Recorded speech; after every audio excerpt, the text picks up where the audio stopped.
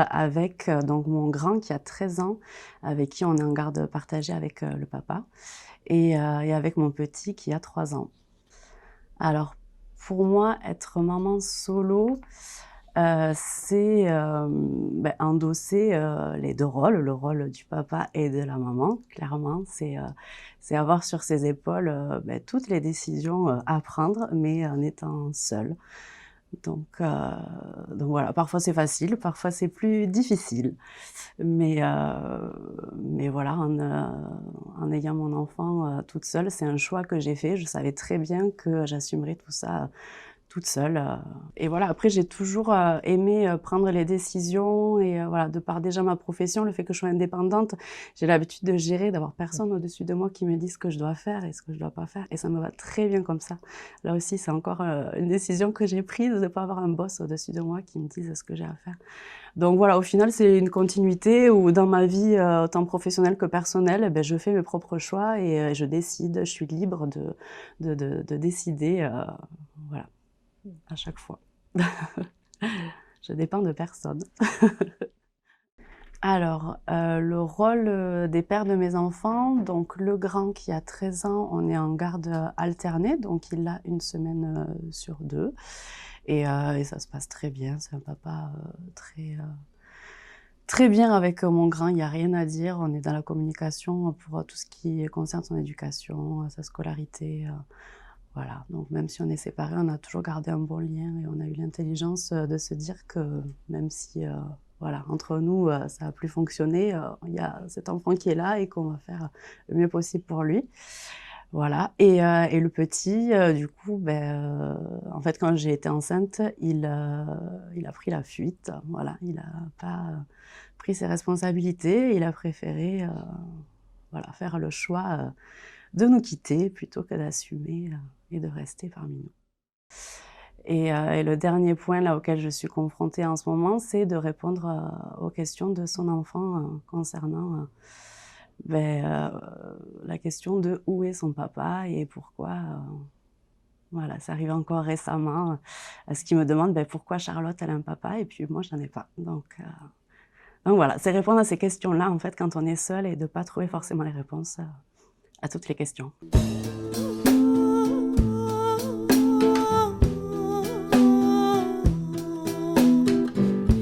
Qu'avec ma fille. J'habite seule avec ma fille.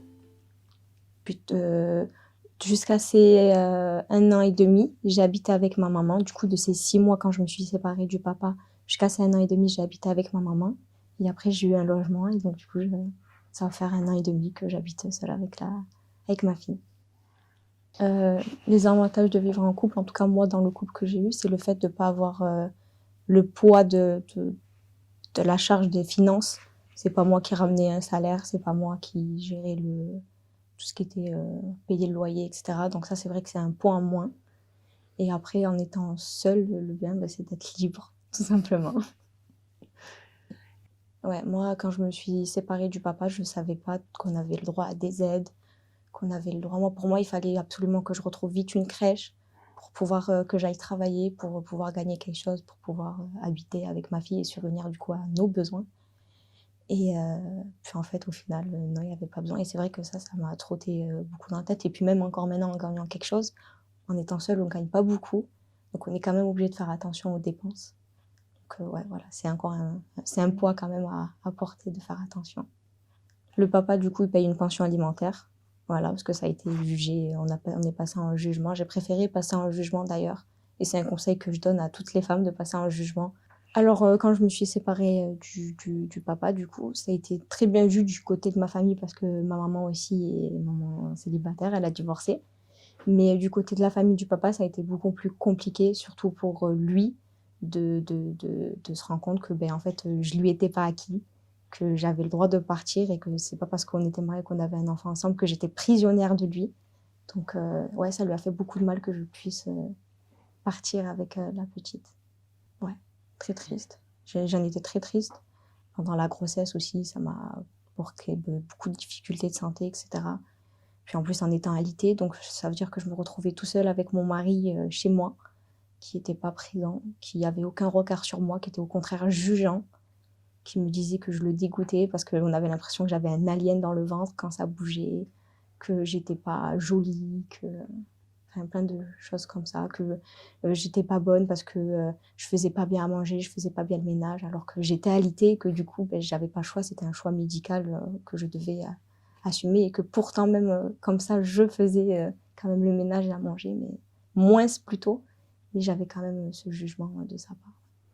Moi avant de me marier avec mon mari, j'ai parlé pas longtemps, mais j'ai parlé quand même un peu avec lui et il semblait ressembler à ce que moi je voulais. Puis au final, arrivé, quelques semaines après l'aménagement, j'ai découvert une autre facette, une facette, violente, que ça soit verbalement ou physiquement. Donc et puis pas du tout, présent dans l'empathie ou même dans l'amour. Donc ouais, j'en ai souffert énormément. Au final, que ça soit dehors ou dedans, on n'est jamais vraiment en sécurité.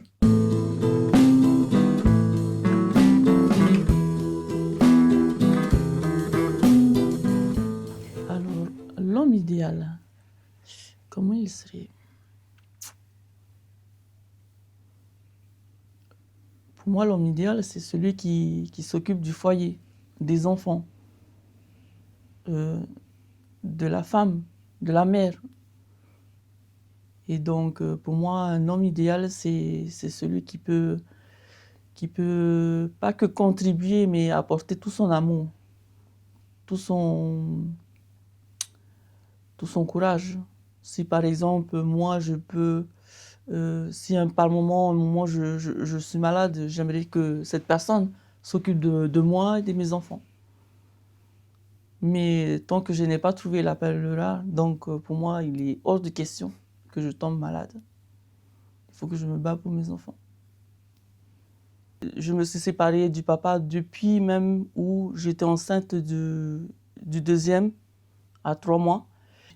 Mais justement, le papa vit toujours à Tahiti. De même, depuis qu'on était là-bas, qu'on s'était séparés, il n'a jamais contribué, il n'a jamais pris de nouvelles pour moi et mes enfants.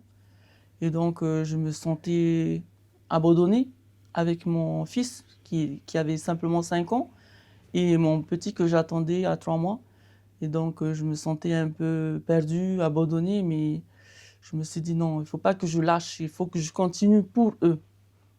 Et donc, j'ai dû partir de chez moi, c'est-à-dire en Polynésie, d'où je suis venue jusqu'ici à Albi avec mes enfants. À ce moment-là, bon, ils étaient tout petits. Oui, et j'ai un troisième enfant qui a 2 ans, donc il n'est pas issu du même père, mais voilà, je suis toujours célibataire. Alors s'il faut que je refasse ma vie avec quelqu'un, non. Non, non, non, je me suis toujours battue en étant seule. Je me sens bien, seule. Oui, c'est ma liberté. Mais après, c'est vrai que ici dans le quartier, je me suis aperçue qu'il y avait beaucoup de mamans solo comme moi. Donc là, maintenant que je suis toute seule, ma famille, je prends le temps avec les mamans. Mais que je les croise pendant les activités ou pendant les activités du jardin, on se retrouve ensemble, les mamans solo, et nos enfants. Et donc, jour de l'an dernier, on a passé le jour de l'an ensemble. Donc, on s'est tous retrouvés chez moi. Et puis, on a partagé un bon repas avec les enfants. On a fait la fête jusqu'à minuit, jusqu'à le jour de l'an. Et donc, c'était super. C'était super. Très compliqué.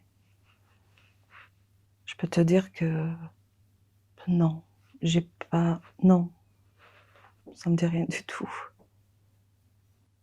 J'essaye de chercher, mais non, je n'ai pas de temps pour moi. Je peux te dire pas du tout. Je n'ai pas de temps pour moi. J'essaye de chercher, mais non. Non. Oui, oui, oui. La journée, c'est comme si elle est faite pour les autres. Ma journée. Ma journée, elle est faite pour les autres, pas pour moi. Pour les moments, pour moi, rien qu'à moi, je les ai redécouverts il y a peu. je me rendais même pas compte, à vrai dire, avant d'échanger avec d'autres personnes, je me rendais même pas compte que j'en avais plus. Ça me manquait pas vraiment, mais de les retrouver, je me suis rendu compte que je prenais quand même beaucoup de plaisir. Et après, j'ai repris la course à pied. Donc, voilà, c'est un vrai moment pour moi dans l'effort, dans la nature, retrouver mon corps, des sensations que j'avais oubliées parce qu'une grossesse, voilà, le corps est merveilleux d'abriter un petit, de pouvoir mettre au monde des enfants. Mais c'est agréable de retrouver son corps. Oui. En tant que chef d'entreprise et maman seule, je tiens vraiment à avoir du temps pour moi. C'est vraiment important. Ça peut être, par exemple, prendre la voiture, aller loin. Je peux aller à Toulouse, je peux sortir d'Albi et ça me fait plaisir. Quand je suis en voiture, je mets la musique, je chante, je crie, je me lâche, je fais vraiment tout. C'est un moment pour moi, donc je me libère vraiment.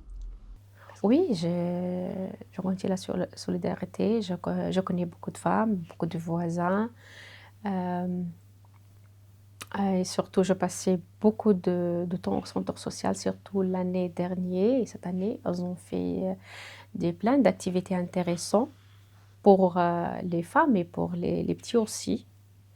Moi, franchement, l'année dernière, j'ai dit heureusement qu'il y a le centre social. Non, il n'y a personne qui m'aide, je fais vraiment tout, toute seule. Et c'est le contraire. J'aide beaucoup de personnes. Je me retrouve à emmener les gens faire des courses, les démarches. Au contraire, c'est vraiment moi qui aide beaucoup de mamans célibataires.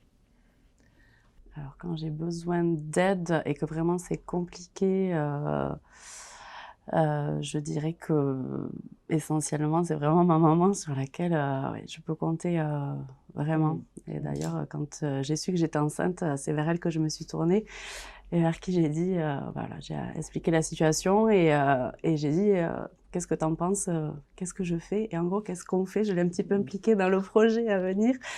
Et voilà, et le fait d'avoir son consentement, je savais que je pouvais compter sur elle et que vraiment ce serait la personne qui serait là tout le temps auprès de moi, qui était là à mon accouchement et qui, voilà, c'est vraiment la principale, la number one, on va dire. Et ensuite, il y a aussi mon frère qui est le parrain du petit de 3 ans et qui est également présent aussi dès que j'ai besoin pour le faire garder ou voilà, ou dans des moments qui sont un peu plus difficiles. Avec mes ados, je sais que je suis déjà accompagnée avec le centre social de la Panouse. Ils m'ont toujours encouragée, toujours soutenue par rapport à eux, depuis petit, depuis qu'on est arrivé ici en métropole jusqu'à aujourd'hui, donc pour moi ça va. Oui, je peux compter sur ma maman et mon petit frère qui est souvent là, qui sont présents, qui m'aident. Oui, après le décès de mon mari, c'est vrai que j'ai eu le soutien de mes voisins. J'ai des voisins, franchement, c'est la famille. C'est pas des voisins. Moi aussi, j'ai été toujours là pour eux et tout. Je fais ce que je peux pour aider et tout. On s'entraide, enfin, dans notre quartier. Vraiment, c'est une grande famille. Donc,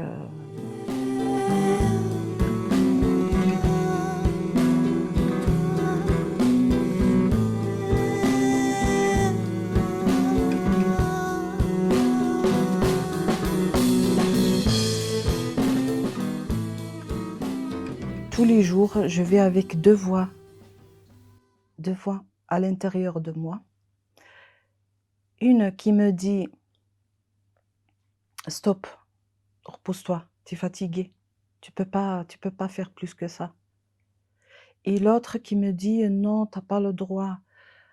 Repos, si tu te reposes, si tu lâches, si tu… » Et les autres, qu'est-ce qu'ils vont faire? Tout le monde a confiance qu'à toi. on compte sur toi, lève-toi, réveille-toi. Alors là c'est le plus compliqué, ça me fatigue, ça fait du bruit dans la tête, ça fait... Je sais pas quoi faire après. Mais au final, je m'engage avec le deuxième, parce que j'ai pas le choix. Lève-toi, réveille-toi. Et l'amour de mes enfants.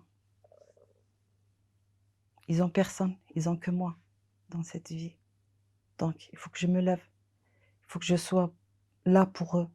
Il faut que je sois forte, même si je suis faible, même si je suis fatiguée, même si je suis... Il faut que je sois là, il faut que je sois forte.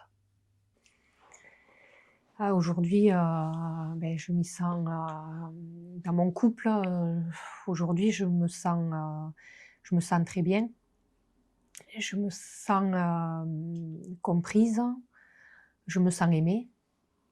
Je me sens exister. J'ai l'impression d'avoir une légitimité. Donc voilà, après c'est le fait de fonder une famille qui m'a donné quelque part cette légitimité-là. Aujourd'hui, j'ai 3 enfants. Ils ont 6 ans, 4 ans et 18 mois. Donc c'est vrai que j'ai l'impression que c'est pas grave, je vais le dire comme ça, mais j'ai l'impression que c'est la seule chose que j'ai réussi dans ma vie, parce que j'ai pas fait d'études, j'ai aucun diplôme. J'ai pas de métier entre les mains, j'ai pas de savoir-faire, de choses comme ça, mais par contre, dans la maternité, j'ai l'impression d'avoir trouvé ma voie, mon épanouissement, ce qui fait que j'ai trouvé un sens à ma vie, que j'ai presque un peu le droit d'exister et que c'est bien que j'existe, quoi, au moins pour eux. Oui, dans notre couple, au niveau du partage des tâches, l'essentiel en ce qui concerne les enfants, ça sera moi, mais il aide beaucoup sur le ménage. Bon après, tout ce qui appartient au rayon, masculin, on va dire, ce qui est un peu le jardinage, l'entretien des voitures, des choses comme ça sera lui, mais au quotidien, ça sera beaucoup le ménage. Il aidera aussi à recadrer quand les petits sont un peu trop turbulents, si j'ai un peu de mal, voilà, et il viendra à la rescousse. Et le soir, par exemple, si je m'occupe d'un, il aidera à mettre la couche, à mettre en pyjama, tout ça, mais je suis irremplaçable. Cette dépendance au niveau des enfants, je l'ai ressentie. J'espère qu'eux la ressentent pas, surtout. Ça m'a permis de me rendre compte que, oui, je m'occupe d'eux, je leur fais à manger, tout ça, mais c'est limite moi qui ai plus besoin d'eux. Donc petit à petit, voilà, il faut que j'arrive à les laisser un peu, que je les aide à s'autonomiser. Ça aussi, j'ai beaucoup de mal, hein, même avec mon grand, c'est pas facile de les... Moi, j'ai manqué, j'aurais aimé qu'on s'occupe plus de moi, donc je veux pas... je pense qu'il y a beaucoup de choses qu'il serait capable de faire tout seul, mais s'il me le demande, j'ai besoin d'être là pour lui, parce que j'ai vraiment peur qu'il ait l'impression que je m'occupe pas de lui ou qu'il se sente seul ou autre. Et c'est là où c'est vraiment difficile de faire la part des choses entre mon histoire et la leur. Je ne voudrais surtout pas qu'ils ressentent cette dépendance que je peux avoir envers eux. Donc là, ils sont petits, ça, je pense que ça va encore, mais j'ai un travail important à faire sur moi. Et c'est idiot parce que je ne vais même pas faire ce travail pour moi. Ça me servira, mais à la base, je vais surtout faire ce travail pour eux parce que je ne veux pas qu'ils aient le poids d'une maman. Mon bonheur ne doit pas dépendre d'eux. En vérité, si, je crois. mais en tout cas, qu'ils n'en souffrent pas. De mon poids, voilà, je veux qu'ils aient mon amour, mais pas qu'il y ait le poids de leur mère qui n'arrivent pas à vivre par elles-mêmes. Et ça, c'est quelque chose qu'il me faut travailler, réussir à vivre par moi-même et pour moi-même.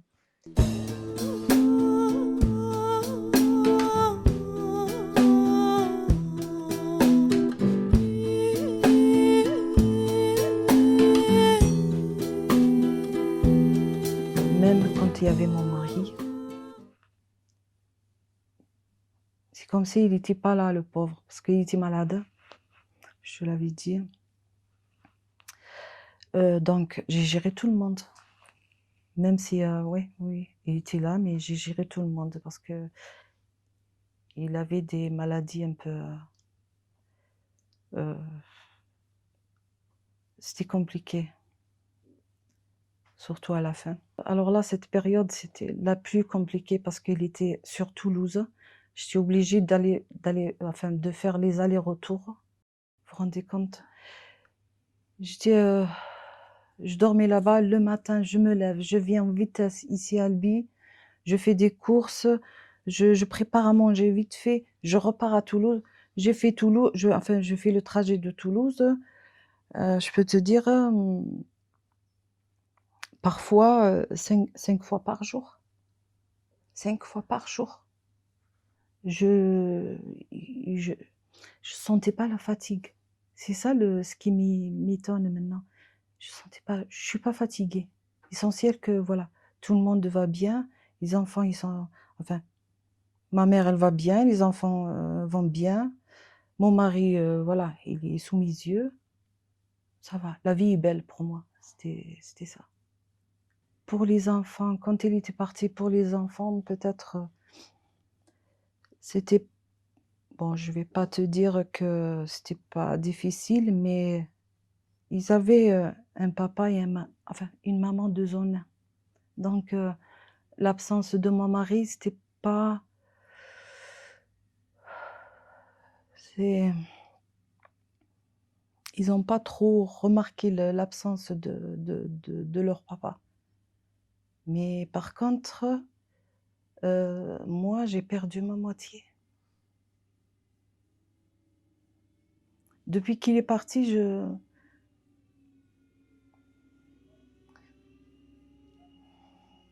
je me sens...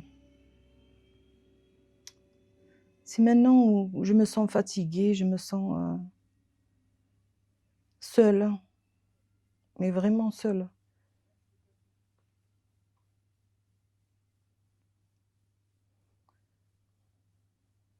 Et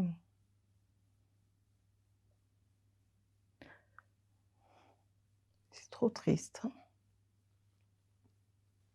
Je compte sortir de tout ça, je compte changer, je compte repartir à zéro. Oui, et j'espère que l'année 2026, ce sera un nouveau départ.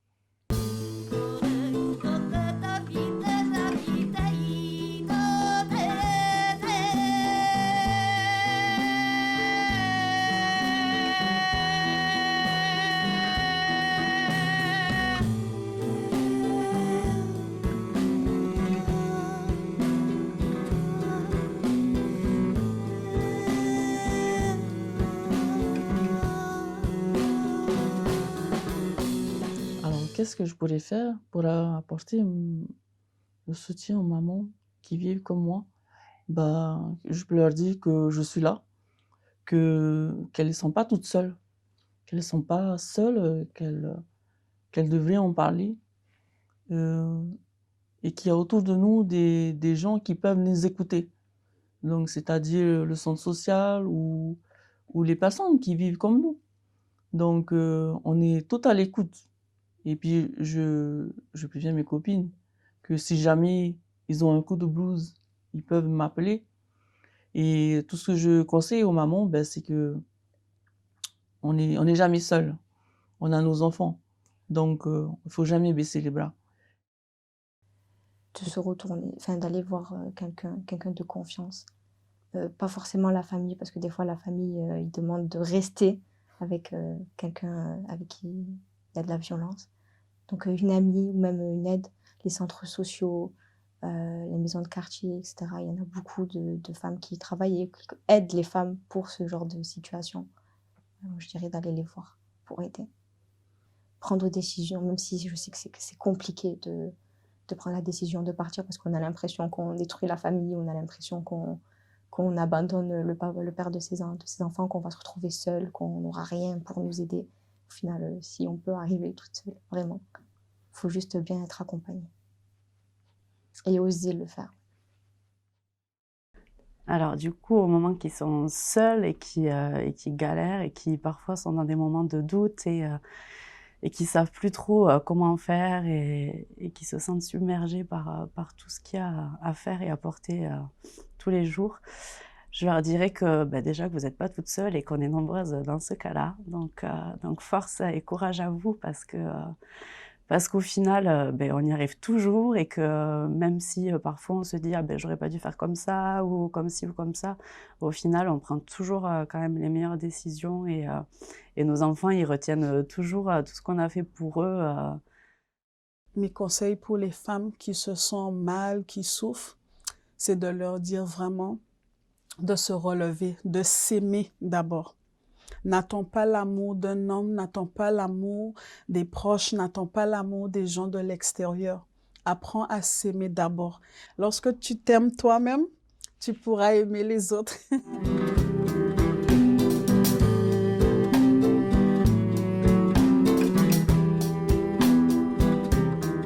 J'habite avec mon mari et ma fille et les enfants de mon mari. Ouais, j'arrive en France en août 2023 et je connais personne sauf que mon mari et ses frères. Par exemple, je parle à mon expérience. Moi, avant, je travaille, j'ai une maison, j'ai une voiture, j'ai tout. À un moment, j'ai laissé tout ça et je viens ici et je débute au zéro. Et là, j'ai rien du tout. Beaucoup de monde, surtout de la famille et tout, ils ont dit: «Mais pourquoi tu fais ça? Ça sert à rien. Pourquoi, pourquoi, pourquoi?» Mais moi, ça me dérange pas parce que je sais qu'est-ce que je vais faire. Moi, je viens ici parce que, je cherche la bonne culture pour ma fille et pour moi aussi. J'attends que ma petite, Sarah grandit un peu, elle rentre à l'école, elle trouve son rythme et après je cherche un travail et je cherche l'indépendance, quoi. Moi, j'ai fait un master de recherche en histoire contemporaine. Je travaille pour l'organisation des manifestations. Oui, j'organise les grands congrès, les grands séminaires. Et en plus, si tu travailles, c'est pas pareil comme quand tu restes à la maison. Quand tu travailles, on parlait du côté économique, tu as un salaire. Donc, tu es libre de faire qu'est-ce que tu veux. Tu donnes à quelqu'un, donc il n'y a pas personne qui va te dire pourquoi tu n'as pas le droit, nanani. Il y a pas de ce truc-là et en plus, tu as une vie, tu sentis que tu as un rôle dans la vie. Tu donnes quelque chose à les autres et à toi-même.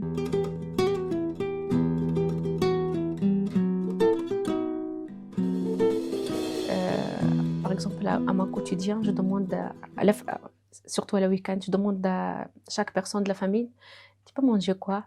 Tu as envie de faire quoi?» Mais au fond de moi, j'ai besoin de quelqu'un qui me pose ces questions-là. Toi, tu fais quoi? Toi, tu aimes quoi? Des fois, moi, je pose la question devant mon miroir, je dis qu'est-ce qu'elle aime, ça? Tu as besoin de quoi? Tu cherches quoi? Parce qu'il n'y a personne qui me posait ces questions-là. Moi, j'ai besoin de beaucoup de choses. J'ai besoin de soutien. J'ai besoin de confiance. J'ai besoin de l'énergie. J'ai besoin de liberté. On peut très bien être maman célibataire et être joyeuse et bien éduquer ses enfants et vivre la vie pleinement. On n'a pas besoin forcément un mari ou un homme à la maison pour être heureuse ou pour que les enfants soient bien éduqués. Alors, vu que j'ai vécu, il y a eu la séparation, donc au début c'était vraiment difficile. Les moments où je me suis sentie vraiment seule, c'est seule et épuisée, je dirais. Parce que entre emmener les enfants aux activités, les déposer à l'école, faire les courses, faire le ménage, cuisiner, à un moment donné, c'est épuisant. Donc je me suis dit, je ne vais pas y arriver. Je ne vais pas y arriver. Et à un moment donné, le corps même a dit stop. Il y a les larmes qui ont coulé. J'en voulais à tout le monde. J'en voulais au papa parce qu'il m'a laissée seule avec les enfants. Là où il y a eu le déclic et le changement dans ma vie, c'est-à-dire là où j'ai traversé les moments difficiles, où je me suis isolée, j'ai vu l'impact que ça avait sur mes enfants. Une maman triste égale des enfants tristes. Et lorsque j'ai vu qu'il y avait cette tristesse dans le foyer, on le sentait dans l'atmosphère. C'est là où il y a eu ce déclic où j'ai dit non. Je veux que lorsqu'on se réveille le matin, on soit dans la joie. J'ai dit soit on choisit à rester bas à terre, ou soit on choisit de se relever. Et moi, j'ai dit, je choisis le bonheur. Je choisis de voir mes enfants sourire chaque jour. Je choisis même si les autres ne peuvent pas voir cette lumière qui est sur moi, moi, je vois la lumière qui brille sur moi.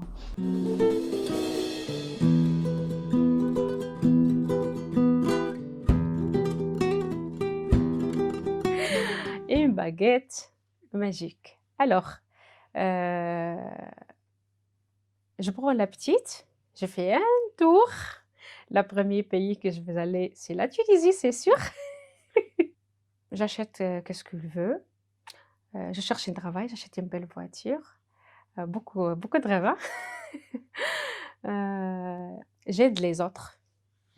Et surtout, les femmes. Parce que je suis une femme et je sais que la femme, elle a besoin d'aide. Surtout la femme qui ne travaille pas. Et surtout la femme qui n'a pas le droit de parler. Elle n'a pas le droit de dire qu'est-ce qu'elle aime. Parce que c'est pas toutes les femmes qui ont le droit de dire qu'est-ce qu'elle aime. Parce que si la femme, elle est bien, la famille, elle est bien. La femme, c'est l'avenir de l'homme, et de la famille et de la société.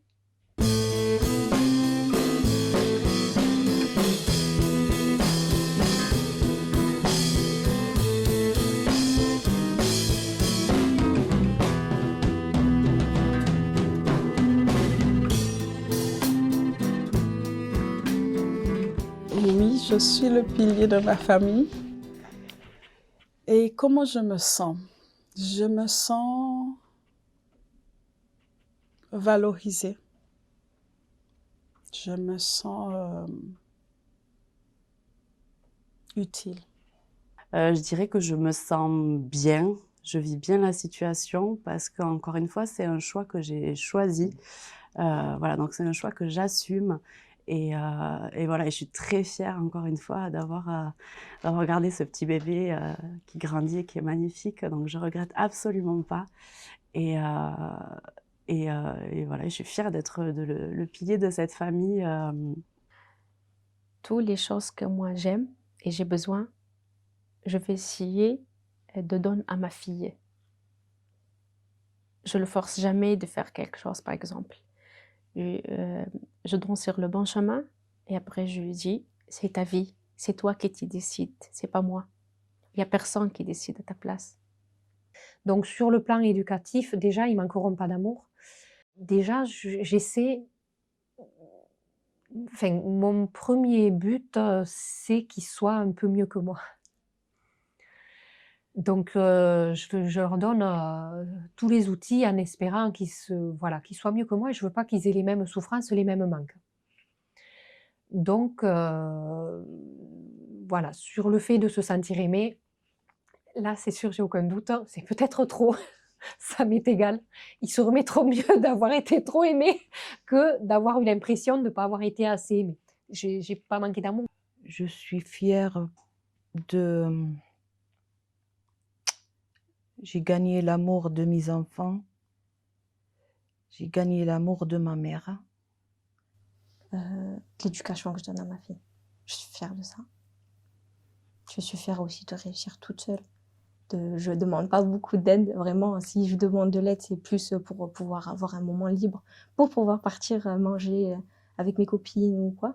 Mais sinon, après, j'assume tout toute seule et j'en suis fière de ne pas demander aussi de l'aide constamment à quelqu'un. Je me sens fière. Je me sens fière. Déjà de pouvoir quitter le pays. Moi-même, je me suis jamais j'ai jamais pensé que j'allais partir un jour. Parce que j'ai jamais pensé que j'allais être cette femme courageuse, bienveillante, et pour moi, c'est une grande fierté. Pour moi, maman solo, c'est le plus grand bonheur de ma vie. Parce que j'ai su montrer ce que je vaux, ce que je vis, ma valeur de ce que je vaux. Et donc, pour moi, je me sens fière de ce que je suis avec mes enfants.